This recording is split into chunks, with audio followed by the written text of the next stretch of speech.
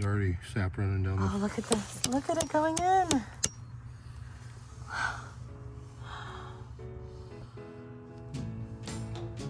Look at that. It's like 7:30, 8 o'clock in the morning. We wanted to get it done early because this is our first time tapping maple trees. And it's like 20 degrees right now. I think it feels like it's 13. But it's supposed to be in the 40s during the day and below freezing at night, which is ideal for maple tapping. We already, I don't know what this part's called. Tap. Oh, it's got another name. We already put the tubing into that, and so we pre-drilled, because our kit came with extra lids.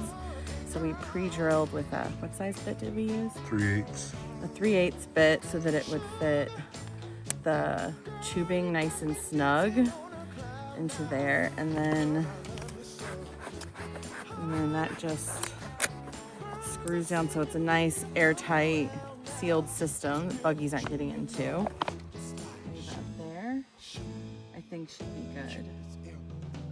This is the south side of the tree, and we're gonna drill our hole slightly facing upwards with a 5/16 bit.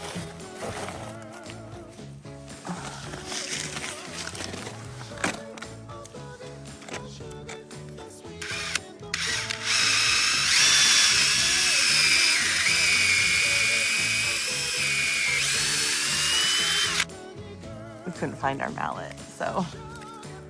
Oh. I wonder if that just is too big. It should be tighter. You should have to hammer it in.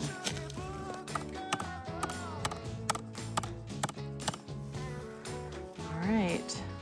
I guess. I might want too deep. Yeah, I think you did.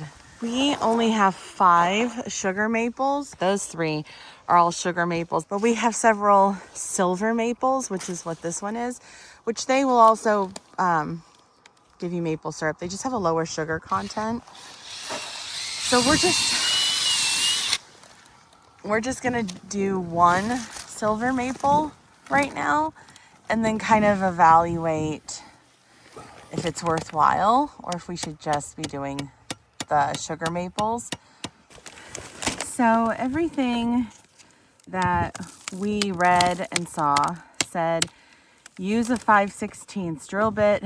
That's what size the spile is to go in, but you can kind of see like our spiles are just kind of coming out. They feel really loose.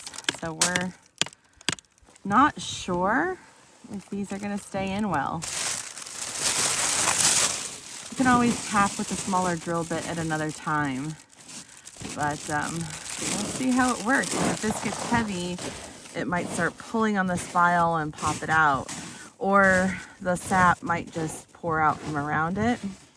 So our first go around, our thoughts are, we think we're probably going to have to go out around lunchtime and drill new holes, because we must have read a million articles and watched a dozen videos, and everybody said use a 5/16 drill bit.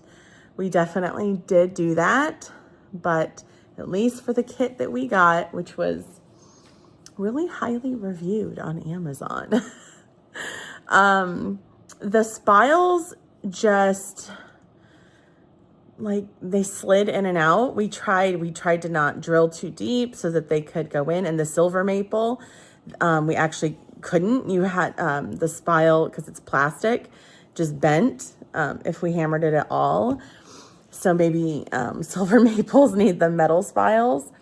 The sugar maples, we were able to tap them in, but they just sort of came right back out because the holes were like the same size as the spiles, and we think they needed to be like a little bit smaller. So we are anticipating and bracing having to drill new holes with a smaller drill bit and retap, which would be unfortunate.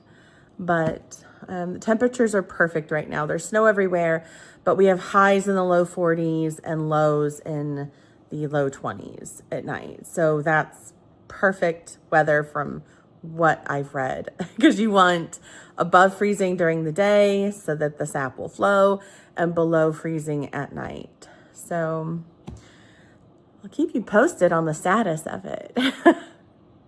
All right, well, it's 5:30. I just went to check on them. The spile fell out, but it also doesn't look like we really had any sap flowing either. So let's check the next tree. All right, let's check the second tree. Okay, the spile didn't fall out of this one. Nothing. Okay, day 3 of our sap collection, and exactly what we feared happening is what's happening. This hole is just too big. It's just not in there good enough. The sap is running down the tree, not going in the bag at all. So we're going to remove, oh, there.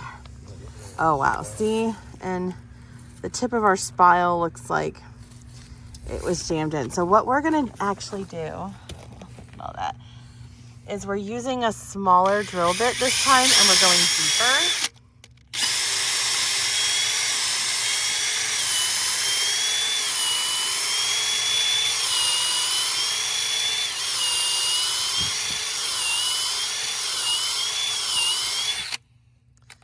All right, we're gonna replace the spile because this one's broken. So we're gonna put a new spile on it.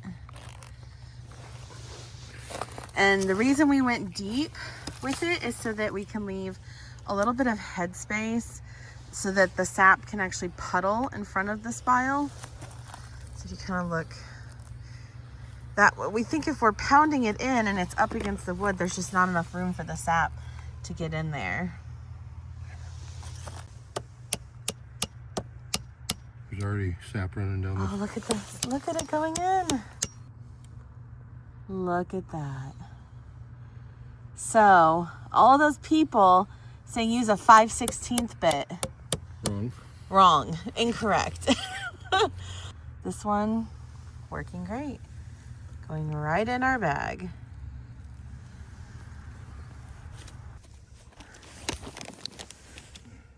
We are checking on the silver maple. We just retapped it, changed out the spile, but this one doesn't really seem like it's given any sap. Maybe it's just not yet. Maybe it's slower, but this is the silver maple, so I guess we'll see.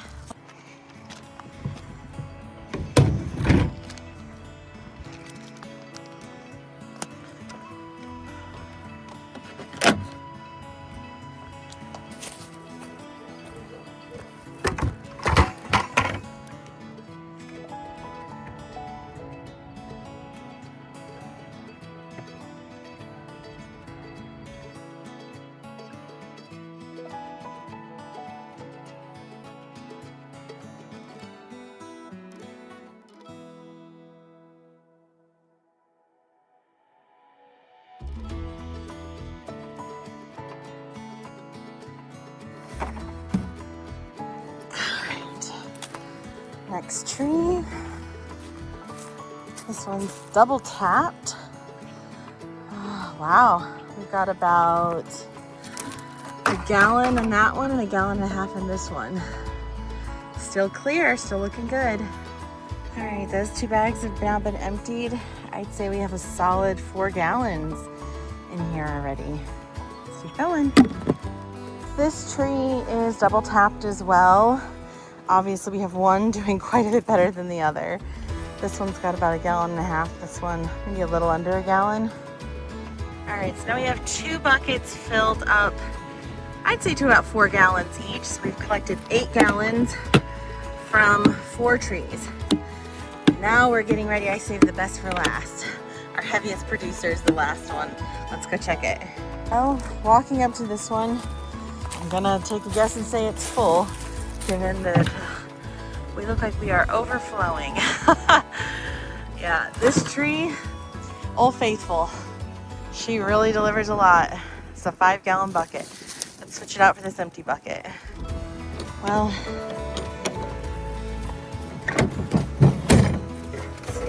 make some room here because that bucket is filled up to the very tippy top. She's a heavy one. Ooh.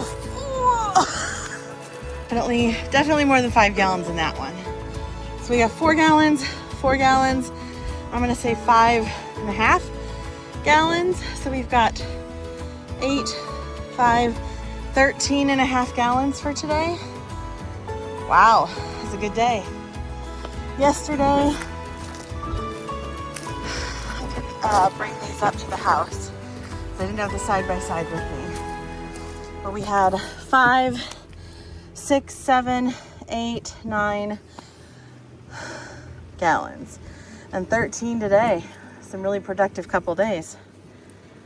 All right, 2 days worth of sap collection from 5 trees.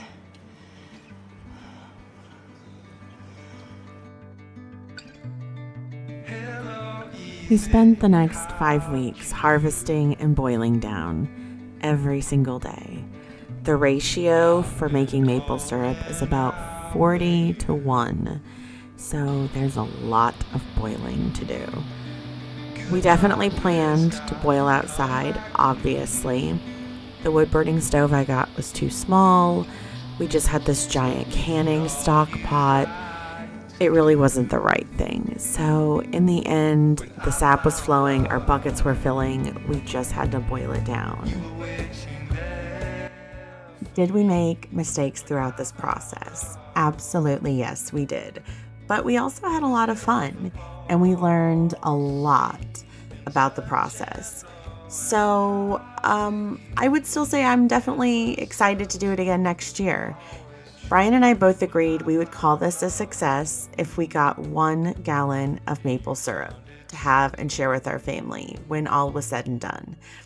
And even though we burnt a few batches, in the end, we wound up with 3.5 gallons of our maple syrup from Boone Heritage Acres to share with our family, our friends, and to have for ourselves.